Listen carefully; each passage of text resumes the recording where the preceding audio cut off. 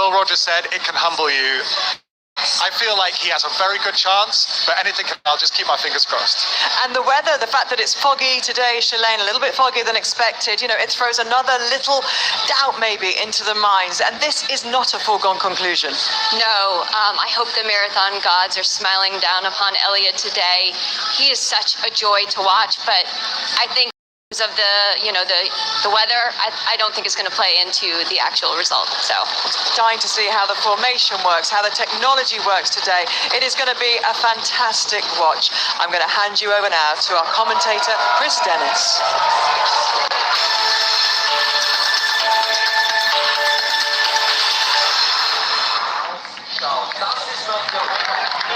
Well, the waiting is over. The moment has arrived.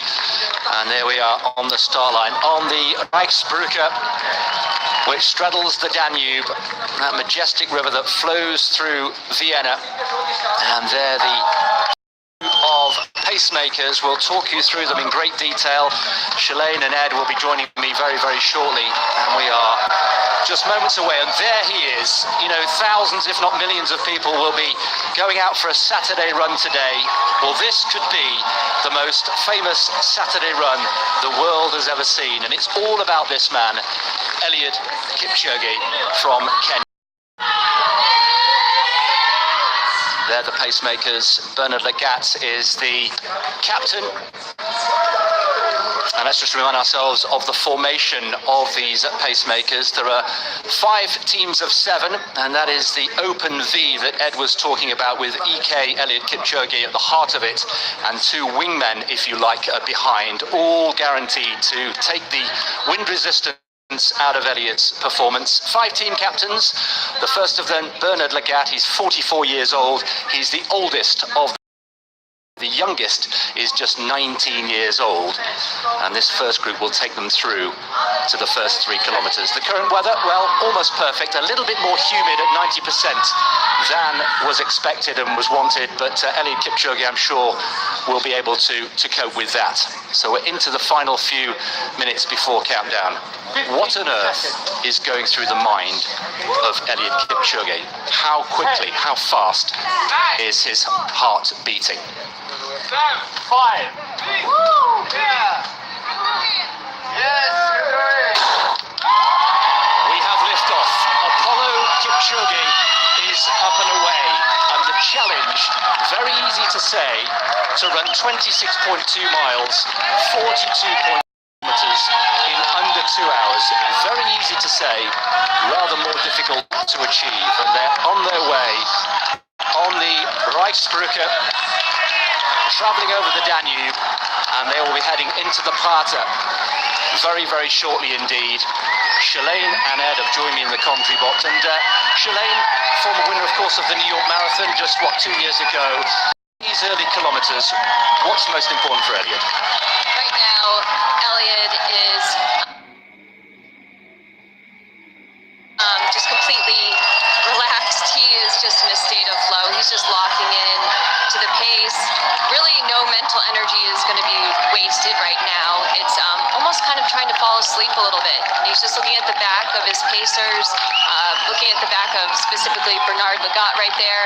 They've been practicing all week these formations. He's very familiar with these guys. He's very comfortable. So he's just finding his rhythm, settling into pace, turning off the brain, saving all that mental energy for when it really starts to get tough and hurt, which is inevitable in the marathon. So into the second minute of this extraordinary challenge here, and of course the crowd is really building already. We're expecting 20 to 25,000 people lining the route. It's absolutely perfect. It's tailor-made for spectating here. The Prater, the green lung, if you like, of Vienna, the largest park in the capital city of Austria, is going to be packed here. It's perfect. There's not a breath of wind. We're looking at beautiful autumnal colours, and they make their way. Ed has joined us also in the commentary box. We're going to talk about the pacing in great detail throughout the next 2 hours, Ed, but just give us a sense of how revolutionary this open V formation is. Well, it just looks like it shouldn't work. They're running with this wide front and it's a reverse V, and you think, well, how can that work? But everyone tells me that it reduces drag on Eliud, and they've done all the testing that they need to do to ensure that it's actually the optimal formation. 2 men behind, of course, as we've said, and we'll introduce you to the new teams as they come and go. The drop-in, drop-out function or system is going to be absolutely key, so we'll be making sure that we talk you through that. But essentially, in terms of formation, it's 2 at the front, 2 behind them, then the captain, and in this case it's Bernard Lagat, the multiple world and Olympic champion. There he is, centre picture, with all that experience at 44 years old. Eliud, of course, in the white, right at the heart of it, and then the 2 wingmen behind. And the way they come in and out will be absolutely key. Chalet, the magic figure of 250 something has been achieved. It means they're through the first kilometre.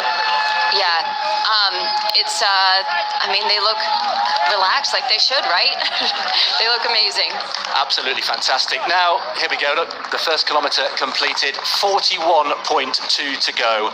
The speed at which they are travelling is quite extraordinary. We saw before the race started, the challenge started, the treadmill with various people trying to have a go, and I have to say, Ed, I'm sure you're the same. I've actually been on a treadmill at sub-2 hour marathon speed. I mustered about 40 seconds. They had a couple of people standing behind me at the back to make sure I didn't fall off. It's going that quick. Shalane, let's talk about all the ingredients that need to go into producing this phenomenal feat. A lot of people, including Heidi Gabriel-Selassie, have likened it to a recipe, if you like, for making the perfect cake. And I know you've written a couple of cookery books yourself, so let's just talk over the next couple of hours about the various ingredients we need to make sure that this perfect cake, this sub-2 hour marathon, is achieved. And I guess the first thing we need to talk about is the main ingredient, a world-class athlete in tip-top condition. So, as an athlete, what makes Eliud so special? Well, I look at Eliud, and his career started as a track athlete. He has this background and pedigree of being a phenomenal track racer. I believe he's run about 12:48, I believe, in the 5K. He has won 11 of his 12 marathons. He's run London 4 times, Berlin 3 times. He's won the 2016 Rio Olympics. He has every accolade there is to his name, and this is really the last barrier for him. But all of that training over his career is setting up the stage for today. All of that training is accumulated into hopefully a phenomenal performance. And Ed, you were in Monza like Shalane. What are the improvement points, do you think, essentially, when it boils down to it? That was a terrifically successful experiment. It needs to be bettered here in Vienna today. What are the key things that need to be improved, do you think? I think the course is slightly better. It's straighter. Turns are one of the things that hurt you in terms of time. I think that this pace formation could make a big difference. They're also wearing the most advanced shoes, so that's a difference. The intake of carbs, which he gets through a drink or a gel that's taped onto the bottle, that's been slightly refined. So the important thing is that he's not going to hopefully run out of fuel. So all these tiny little tweaks are helping him along. I believe he's consuming the Morton gels and fluids every 5K, and I believe it's like about 250 milliliters is what he'll be consuming. Right, we'll see that. And we've just out of picture, we've actually got Valentin Treuil, who's the performance manager. He's the athlete manager. He will be on the bicycle, who will be handing the drinks to Eliud and the gels, and we'll talk you through that when it happens. We're looking for, about 7:50 or so, aren't we, for the first 3 kilometres when the pacemaker teams will change. Just a quick word about Eliud Kipchoge, the man. We've heard how humble he is, how disciplined, how down-to-earth he is. You've spent some time out there. What is he like as a person? Well, he is humble. He also has to have a certain amount of self-belief and arrogance, if you like. When he gets into races, he knows he's going to do it. So you don't win 11 out of your 12 marathons by not having belief in yourself. So he has a great humble attitude to life in general. He gets gets on pretty well with his teammates. He mucks in with chores. You know, he's a much-loved person in his training camp and around Kenya. You know, when he's out there today, he's the boss, which is what he also gets called in camp. So, you know, he's just switched into boss mode. He is a phenomenal person as well as a phenomenal athlete, and there he is just bunched in behind the pacemakers. The absolute trust between all 8 people at any one time cannot be overstated. Bernard Legat there, right at the heart of it, the initial captain, and he will be handing over shortly to the second team, and Eric Kipchoge will be the second captain. And there are 9 stages altogether. The formation, barring any unforeseen circumstances, the formation will remain the same throughout each of the teams, and the one constant throughout of all this, of course, is Eliud himself. Eliud Kipchoge there in the white at the heart of things. Back to Eliud the person. I mean, you mentioned the fact that he's a man of the people. He takes his turn, doesn't he, at chopping vegetables and cleaning the toilets. He doesn't live at home when he's in camp. He just lives a few kilometers away, but he insists on being part of the group all the time.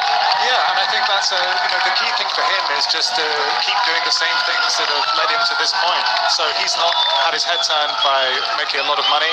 You know, his family live in quite comfortable circumstances, and he doesn't most of the time.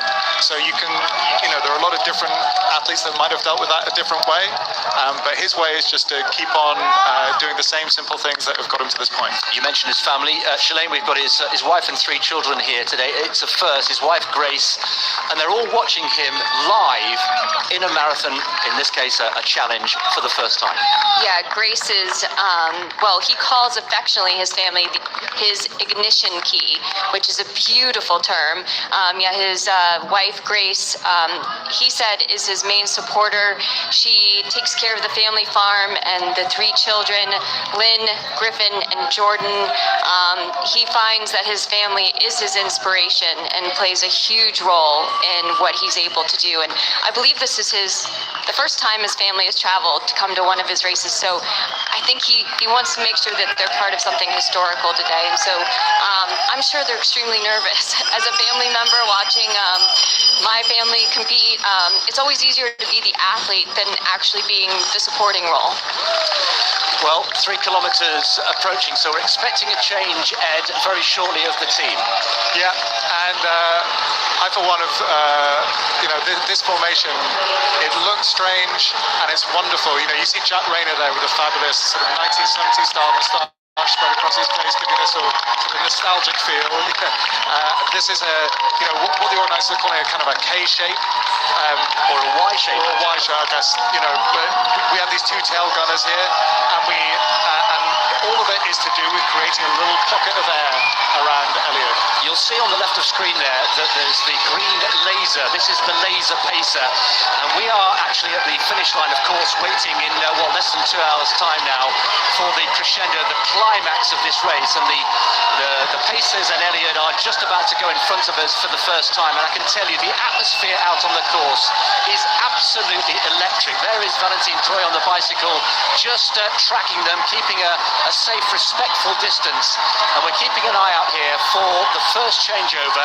They're going to go past the finish line, what will be the finish line later on in the challenge, and there is the laser pacer, if you like. That is the pace that will bring him home inside 2 hours.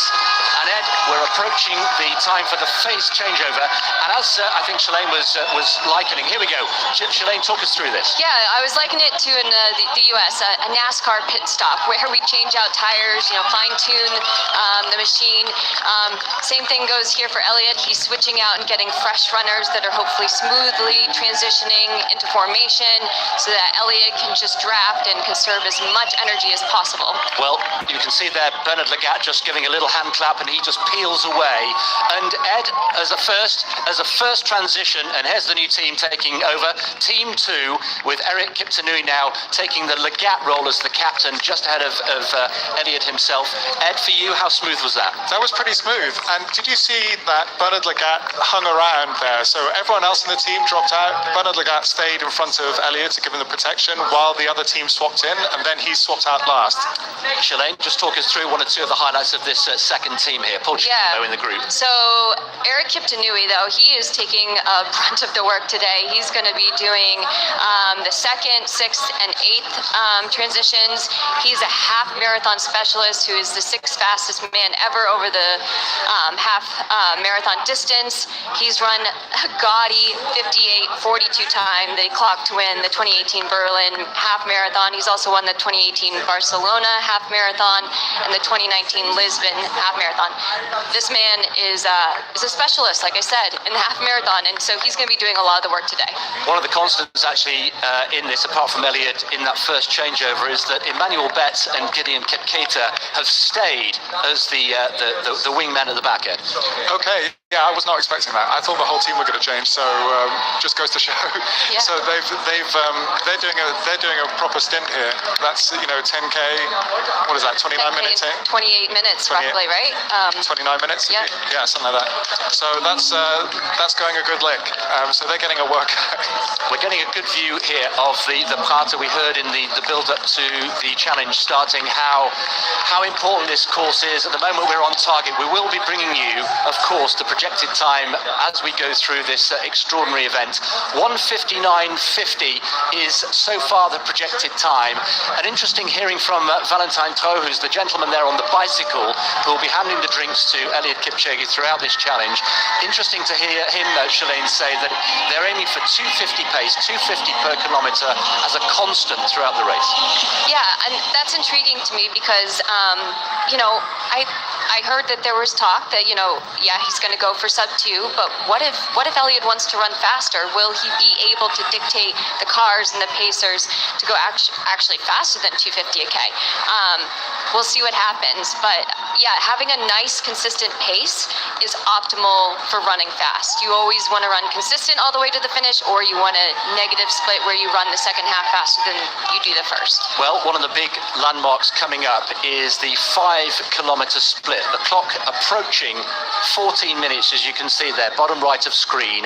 And if he's on schedule, he should be hitting 5 kilometres in 14 minutes and 13 seconds. And as Gabby was saying before we started here, just contrast that to what the average person does, certainly in Great Britain and throughout Europe, in a park run, 5 kilometres. Many people watching today, of course, will be watching the INEOS 1:59 challenge and then going out to run a park run themselves. So Eliud Kipchoge should be now hitting the 5-kilometre mark. Ed, how is he looking? I think he looks pretty good, but then he always looks pretty good. So let's see what, they say in Kenya the race starts at 35.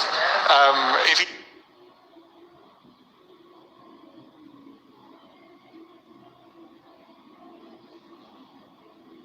He's still looking good at 35. I think he's got a great shot. But one of the tells that you have with Eliud, if we can see him, is that sometimes he looks with his thumbs when he's very relaxed. He looks like he's brushing lint from his lapels of his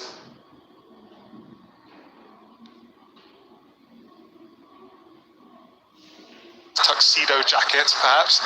You get this beautiful rhythm, and he's slightly in trouble when he stops brushing lint.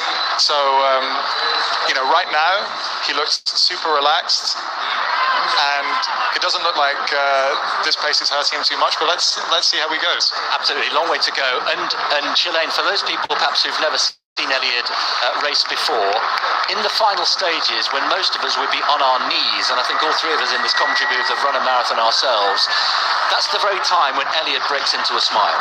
He does. It is counterintuitive. When he is hurting most, he has a giant smile across his face, and people think like, oh, what is he giggling at? Like, what is going on here? But that's his way of trying to trick his brain to lean into the hurt and to try to not recognize the pain that he's putting himself through. But that is the telltale sign that everyone knows when Eliud is hurting, he's actually smiling. I also think he might actually do that when he's in a very close race as well. Sometimes I remember when he was in this big fight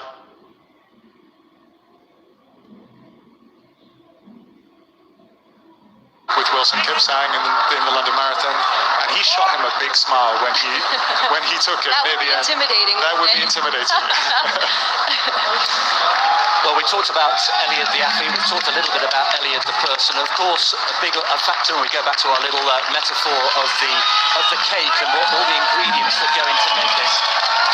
We're approaching the first of the roundabouts here. This is the Lusthaus. This is the smaller of the two roundabouts. So essentially, in image terms, we're looking at like a dog's bone, if you like, with a straight piece along the middle, which is the part of the Hauptallee, and they're now going around the smaller of the two roundabouts, the Lusthaus, and in the middle of that is a former hunting lodge, and it was badly bombed actually during the Second World War and then rebuilt in 1948.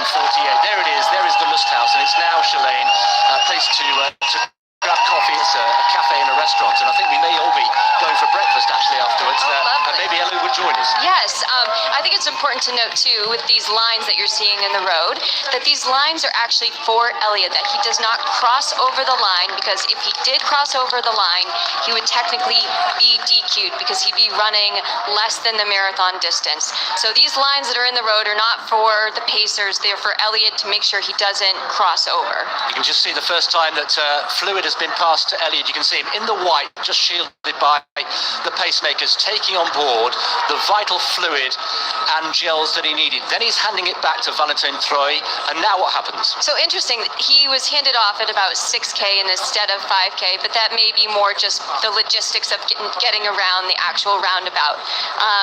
But yeah, he just handed, I believe, one bottle, maybe a gel.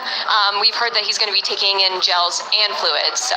Okay, you can see the recent splits there. The 250 mark in green means that he's on schedule for a sub-2-hour marathon pace. 252 and 251 in the red means he's just outside. He's been twice on target and twice just outside. Overall, look, 8 seconds inside. It just shows us, Ed, even in these early stages, just how challenging it is.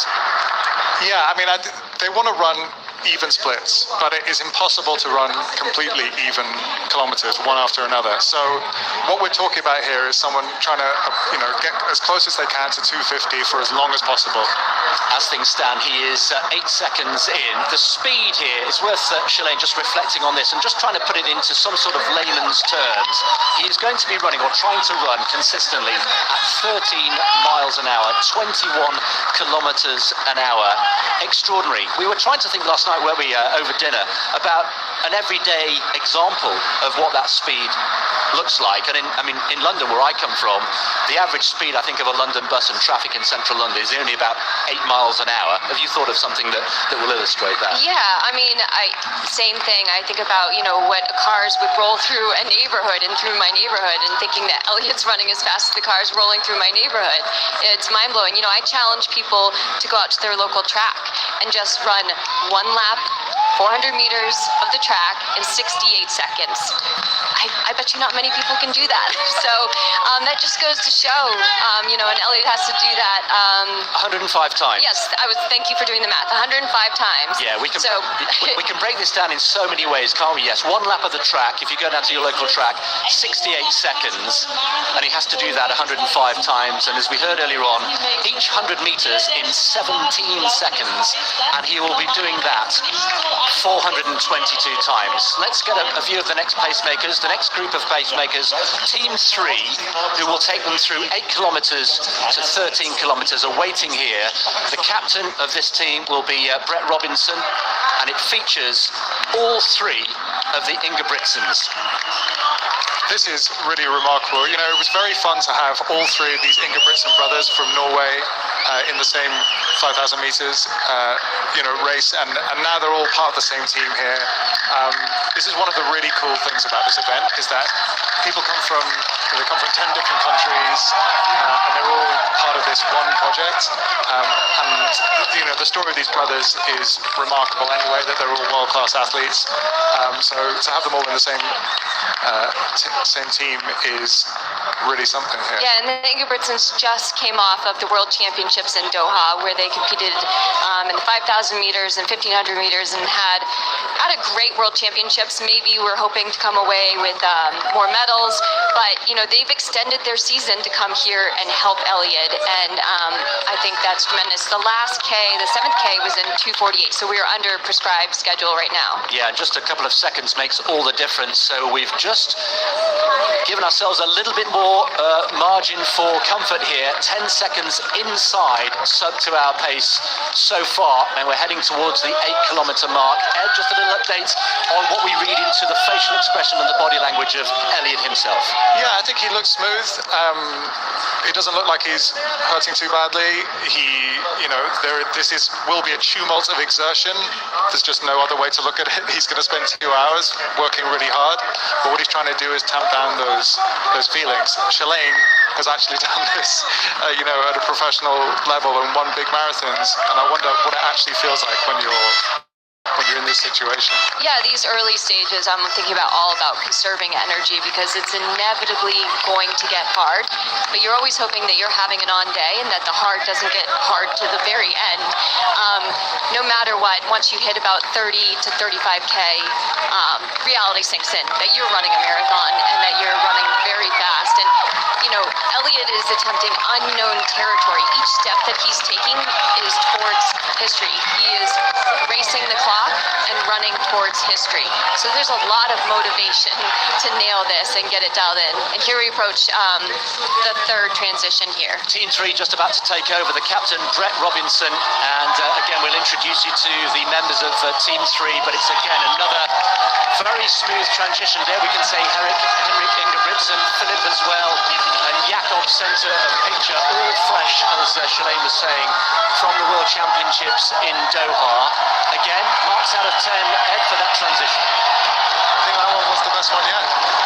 Agreed, that looks so smooth. It could be that the fact that 3 brothers are so accustomed to running together, but that looked really smooth. And the crowd appreciated it as well. You can hear them tapping on the sides there, absolutely fully dialed in. So let's introduce you to this new team. Team 3, remember there are 5 teams in total, and we've not got 1, but 2, but 3 Ingebrigtsen. Shalane, just pick out 1 or 2 of these for us. Well, so Brett Robinson actually is the team captain. He's the Australian. Oh, Henry.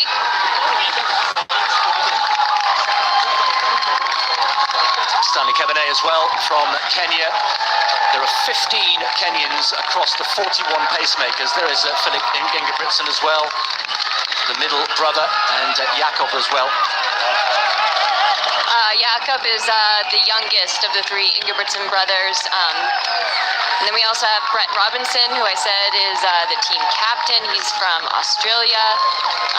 It's quite a collection, isn't it?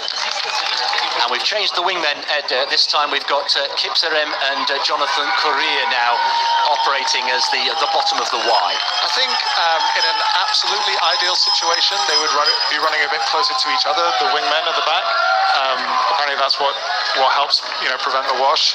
But I think everything looks pretty good here, and I think the main thing is that Eliud stays quite close to the guy that's in front of him, the captain. I think that's the kind of key part of this formation. Well, let's hear from one of the pacemakers. Let's hear from Emmanuel Bett, who's been talking to our reporter, Kristen Arnold. Emmanuel, that formation, why does it work so well?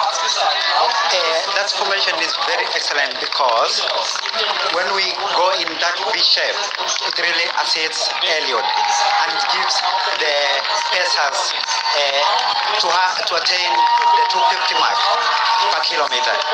So I think that strategy is very nice, especially towards the target of 159.59. Yes. Have you given Eliud the best possible chance at the start? Exactly. Yes. So I have confidence the way he was running, because I was looking from behind. If it goes, everything goes like that. Excellent. 159.59 will be capable.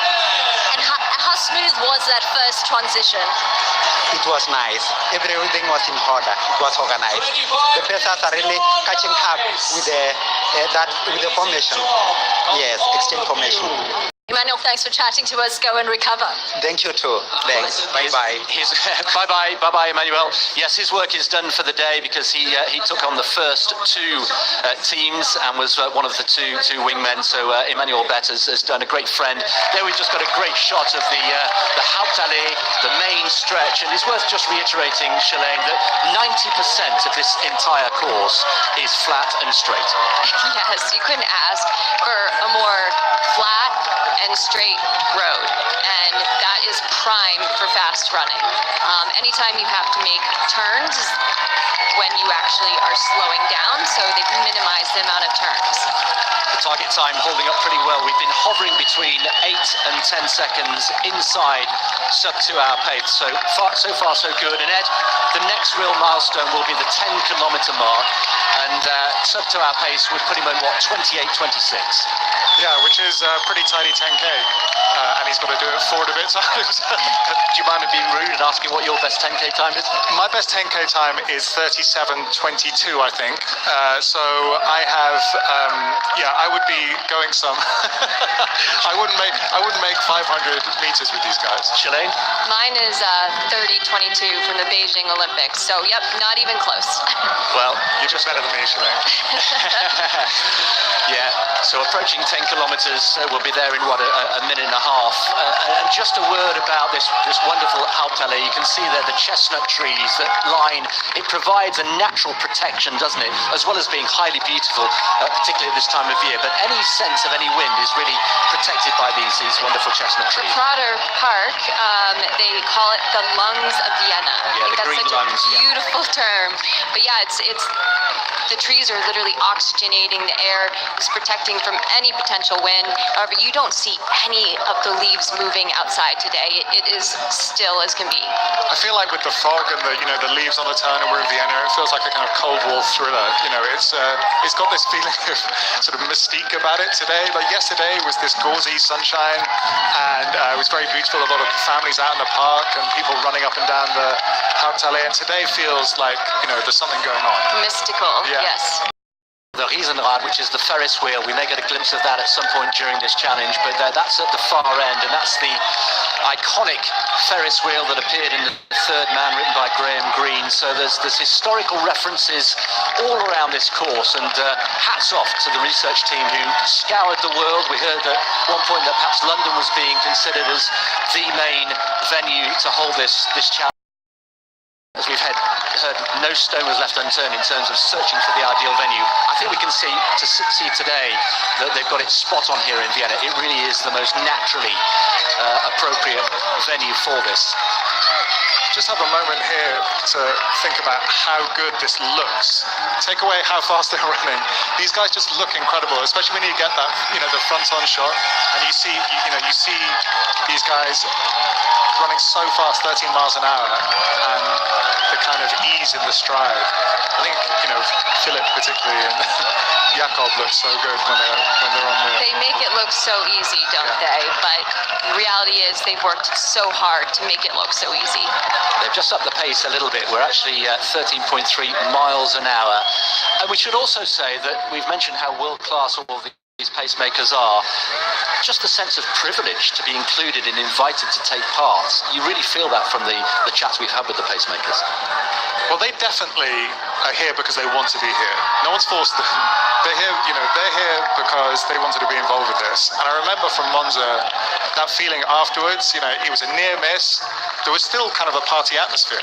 Oh, for sure. When he finished, I don't know if you remember, but they lifted Eliud and carried him on his shoulders. They all idolize and look up to Eliud. And I think they look at this as a chance to be a part of history today. And, it's a beautiful opportunity to help someone that we know can transcend our sport. One of the things about it is, we touched on this a few times, Eliud is part of a team. He does train with other people, but when it comes down to it, you start on the start line and you're on your own. This feels more like a kind of Ryder Cup moment, or it's a team moment in a sport that doesn't normally have teams. Yeah, so they're looking to be a part of something bigger than themselves today. And also quite fun to run. You don't want to be the guy that messes up, but also quite fun just to run with nothing personally on the line for you yourself. You're just running for someone else. I think actually that might be quite of a stress relief. It is. I mean, it's a thrill. It's nice to have that motivation to run for someone else and really allow them to fulfill their dreams because you helped out. That's a great feeling. Well, going round the second, the larger of the two roundabouts. This is the Praterstern, which is at the northern end of this dog bone that we've described the course as. And the crowds, again, really thick, several deep on all sides. And I have to say, here on the Haptali itself, the atmosphere is absolutely electric. We're going to bring you the latest splits per kilometre as soon as we can. But so far, so good for Eliud Kipchoge. Through 10 kilometres on sub-2-hour pace. And if you're just joining us here, I'm wondering what's that funny laser green line? That's the line that is guiding the pacemakers on sub-2-hour pace. That will get them inside 2 hours on 1:59.59, or even better, we hope, Shalane.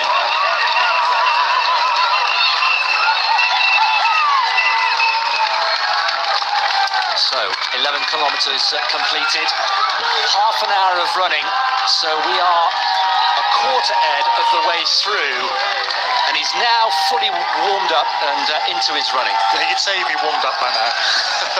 Half an hour. I mean, all he's hoping for the first 3 quarters of this is to keep on schedule. You see sometimes the kilometre splits drift out for a kilometre, then they come back.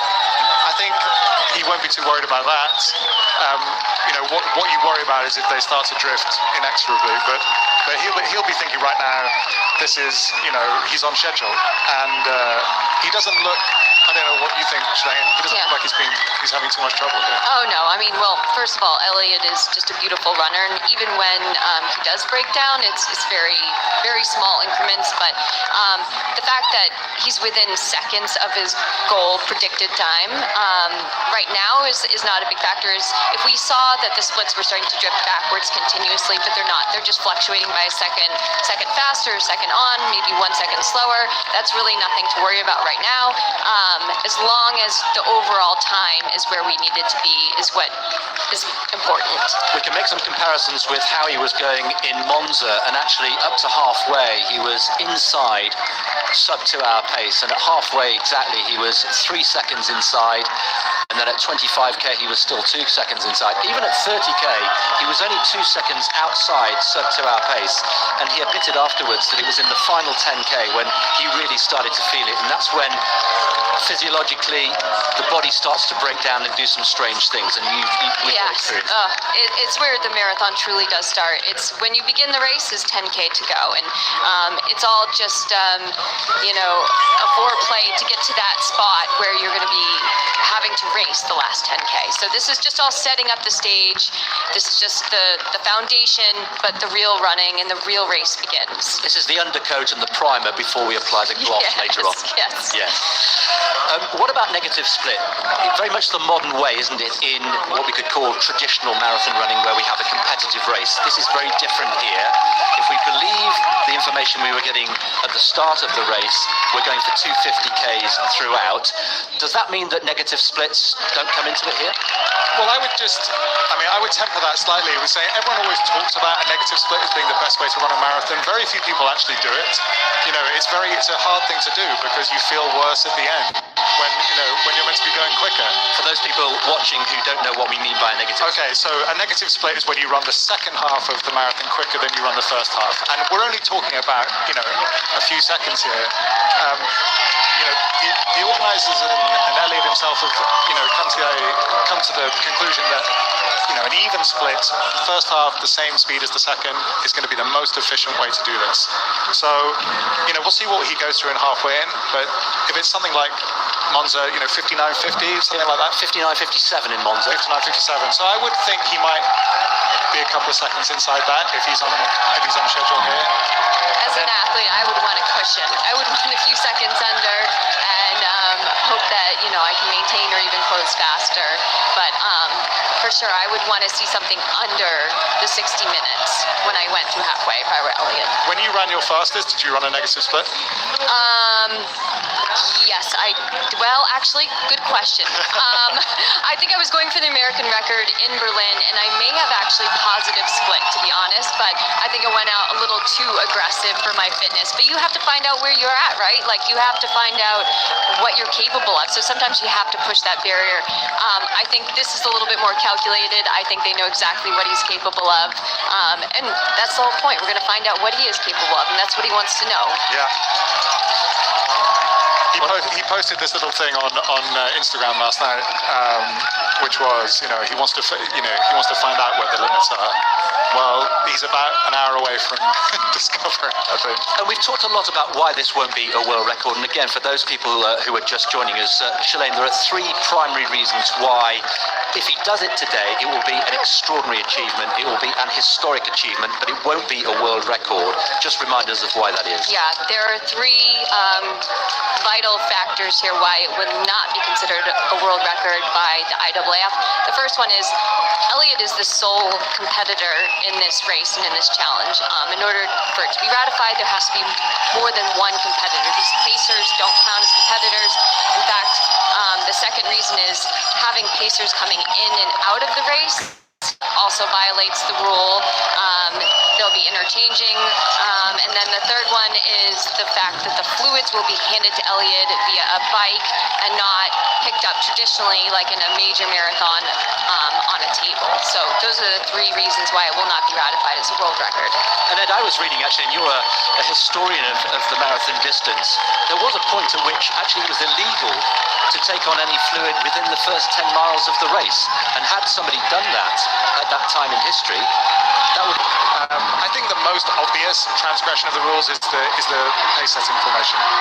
We're about to head to team number 4, who will take us through the pacemaking team, led by the Swiss Julien Vanders, and they're standing by, waiting for what we hope will be another smooth transition. So team 4 standing by, and let's see how smooth that transition is. Here they go. Shalane, talk us through this one. Yeah, watching the execution, looked really smooth. We have in the arm sleeves, nice choice today by Lopez Lamong, who's actually a teammate of mine and I help coach at the Bowerman Track Club. He's a multi-Olympian. Wow, that was a great transition. I love that. And we have one of our only athletes from Japan in this team. Yeah, Lopez Lamong, like I said, of the Nike and USA, the Bowerman Track Club. Patrick Tiernan of Australia. Shadrach Koick as well. It's a truly international team. Murayama from Japan. Do you know what? You're not going to get a lot of windbreak out of Shadrach Koick. He's quite a little guy. I'm pleased they didn't stick him in as the captain right in front of Eliud, because he would have got about, his chest up would have been I'm curious if that was a consideration. It must size. Be, right? Must be. Yes. I mean, but if you were just thinking about that, you'd get Lopez Lamong right in front of Eliud. He's pretty true. Yeah. Jonathan Correa, one of the anchor men at the back, a really lifelong friend of Eliud Kipchoge. We got a glimpse of Eliud Kipchoge there, side on, and I wonder if we'll just get a glimpse of his facial expression, just to read into how he might be feeling at this stage. But we've had 3 or 4 transitions so far. Ed, generally speaking, how pleased are you with the way the pacemaking teams have come in and come out, drop in, drop out, as it's called? Well, this event was always going to have a bit of ballet about it, and you needed everyone to know what they were doing, what their steps were. I think for the most part they've been pretty good. The idea is that Eliud spends as little time out of the formation as possible, and if you've got 8 changeovers, that's 10 seconds a time when he's not in formation. So, well, Henrik Ingebrigtsen is one of those pacemaking team. He's just come off and done his duties. He's been speaking, or he's now with Crystal. Henrik, it's special as an athlete to be involved, but also special as a family.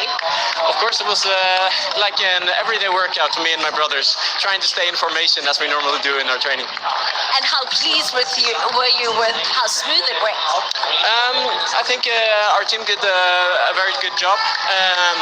We were a little bit surprised that the laser jumped a little bit, but not completely prepared for that. But other than that, I think the turn went as smooth as it could have been, and also I think all in all, job well done for our team.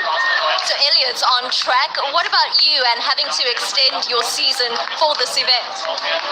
Of course, I feel happy to be part of this, and of course, being able to participate in an event like this, and also helping the marathon improve as an event, I feel happy to be part of this.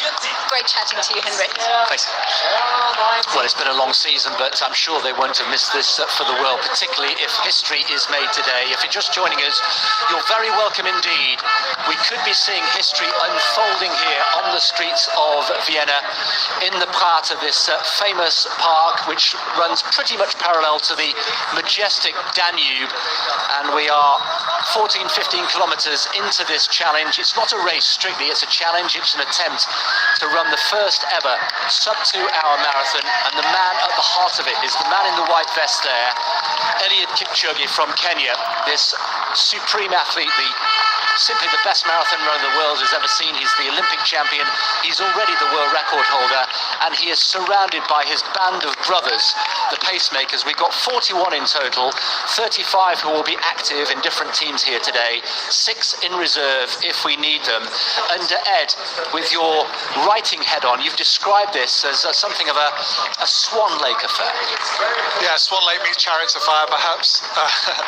It's partly because of the choreography, but partly because of the colours. You know, Eliud's in white and these other guys are in black. I just think it, aesthetically, it looks very interesting.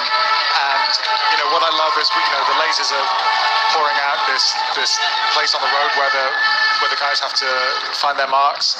Imagine having to do all this running at 13 miles an hour. We're talking about a pace that would be crazy for most people, even very fit club athletes, to consider, and you're having to absolutely hit your spots 12 centimeters to the left or the right. You're not doing your job. Absolutely right, and as Shalane mentioned, there are parallel, you can see them now on the tarmac, those parallel lines in orange, which they have to keep within, of course, down the Hauptallee. That's very straightforward, but it's actually when they go around the 2 roundabouts at the either end of this course that becomes crucial. Yeah, those lines are made for Eliud so that he does not cross over, so that he stays in the valid zone for running. If you were to cross over one of the lines, that would create an invalid race because you would be running a shorter tangent line than the actual distance of 26.2. They're through 15 kilometers, yet another little landmark as they go round the Lusthaus once again. This time they're going anti-clockwise. This is the smaller of the 2 roundabouts, and you can see, as Shalane has just been saying, that although the pacemakers can go either side of the orange line, Eliud has to stay within it. Yeah, and you notice when they're going around these roundabouts, they're actually losing the green line. And I think that's what Henrik was saying in his interviews, that he was a little surprised. I think they lose the green projected line when they turn. See, it just came back on right there. So I think it was a little bit of a deception. They weren't, I think, prepared to lose their line, so they have to just guess and what pace that they're running, but clearly it's not deviating too far. If you've spotted any little bits of moisture on the camera, don't worry, it's not raining here in Vienna. The perfect conditions continue. It may be a little bit of condensation. If you were with us earlier on, you'll have seen that we had some early morn mist which rose really mysteriously and just added to the aura and the sense of excitement here, but conditions continue to be perfect. The only slight question mark here, just worth reiterating, although temperature was almost perfect, the level of humidity was perhaps a little bit higher than we were expecting. Yeah, they were not expecting that a couple of days out, and I think when I came down here yesterday morning at about 7:30 or 8 to run on this track, that was perfect in my there was a kind of gauzy little bit of sunshine. It was very still. The temperature was exactly right. Today feels like a different proposition. The temperature is good. The temperature is good. Well, the pacemakers continue to do their job, and they have been expertly put together and assembled by Spencer Barden, who is a very well-known figure in marathon running circles. He's the elite director for the London Marathon. He's been heavily involved in choosing and training and forming these pacemakers, and he's now with Chris. First things first, Spencer, is it going to plan?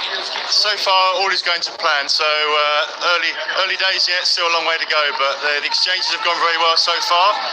Eliud's on pace, so far so good. I'm interested in the conceptualizing of the formations. Can you take us through that process?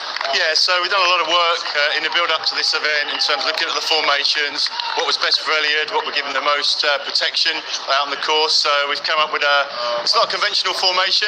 We've done a lot of testing with the athletes at the test event and here in the last couple of days, but we've got a fantastic group of world-class athletes. So they're relishing the opportunity, and they're working well in the formation, communicating with each other, and so far it's all going very well. And we've seen you communicating with the athletes before and after. What is some of the feedback that you're getting? Just some final instructions, really. Just more to relax, don't panic. If something does go wrong, just work it through. Don't get a situation where the important thing is not to trip or trip each other or trip Eliud. They just got to stay relaxed. Maybe something will go wrong. Hopefully. But the guys are experienced and they know what they're doing. And the crucial parts come a bit later. Absolutely, yeah. When the athletes start to get tired and Eliud starts to get tired in the latter stages, that's when we need to really focus on what we're doing. So certainly the last sort of 10k, 30k onwards, that's when it's going to get tough. But we're in a good place. All the best for the rest. Spencer Barden there, feeling and sounding very confident indeed, but there's an awful long way to go, and of course the deeper into this race we get, the harder it becomes. Look at that for pacing, Shalane. Absolutely money. They asked for 250s, and in the last 3 kilometre, that's exactly what they've got. Beautiful execution of the pace, but to be expected. These guys are professionals, and they're setting it up for Eliud. You're a world-class marathon runner yourself. You've run the New York Marathon.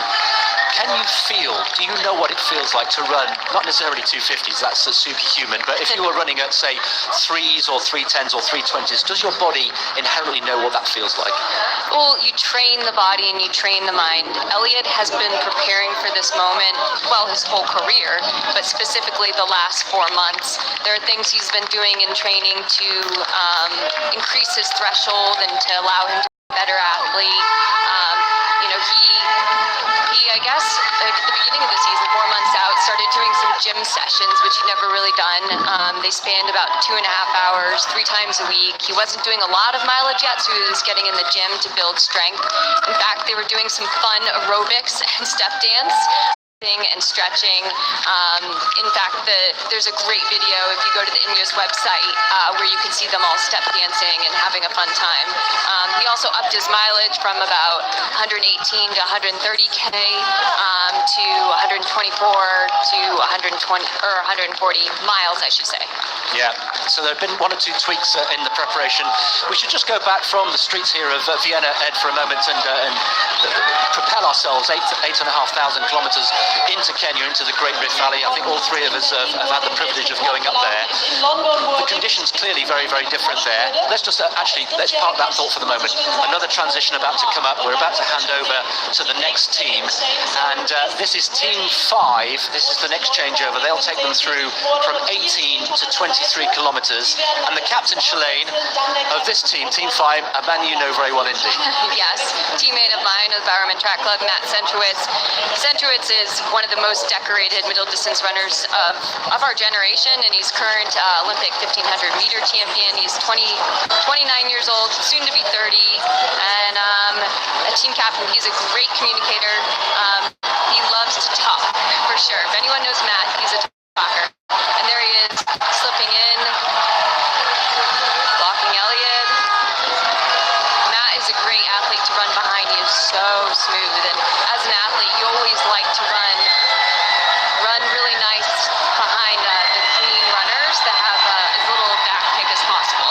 They have just run in front of our commentary position, and I kid you not, blink and you miss them. It was an absolute blur, Ed. They are something else to watch. I love watching Matt Sitkovich run. Right? Yeah. It's beautiful. It's great. so effortless. Yep, he just came off of the World Championships. He ran 3:32 in the final. Incredible. We also have Shadrach Kipchoge from the USA. He was also in Doha. Hillary Bohr from the USA. Noha Kipkemboi of Kenya. Chela Regasa. Yeah, one of two Ethiopians in the team. And Matt Centrowitz of USA, the captain, right in front of Eliud.